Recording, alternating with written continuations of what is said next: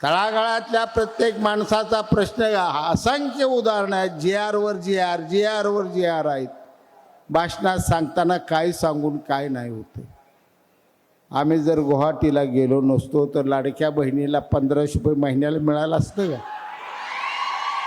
आम्ही जर गुवाहाटीला गेलो नसतो तर शेतकऱ्याची वीज बिलं माफ झाली असती का कायमची? हिंमत असेल तर उद्धव ठाकरेने त्याच्या आदित्य पवाराच्या डोक्यावर दूध व्हायचं, डोक्यावर हात ठेवायचा आणि 50 खोकी आम्हाला दिली म्हणून सांगायचं.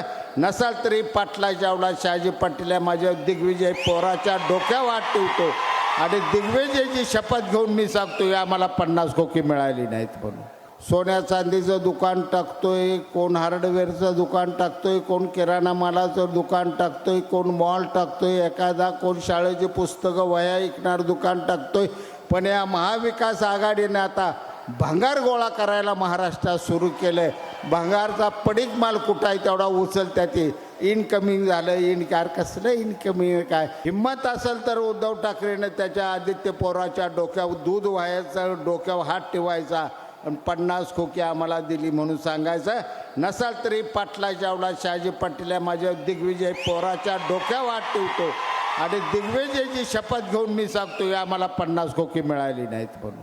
व्यापार माणूस करतो, सोन्या चांदीचं दुकान टाकतोय, कोण हार्डवेअरचं दुकान टाकतोय, कोण किराणा मालाचं दुकान टाकतोय, कोण मॉल टाकतोय, एखादा कोण शाळेची पुस्तकं वह्या विकणार दुकान टाकतोय. पण या महाविकास आघाडीने आता भंगार गोळा करायला महाराष्ट्रात सुरू केलं आहे. भंगारचा पडीक माल कुठं आहे तेवढा उचलत्या ते इनकमिंग झालं. इनकार कसलं इनकमिंग काय?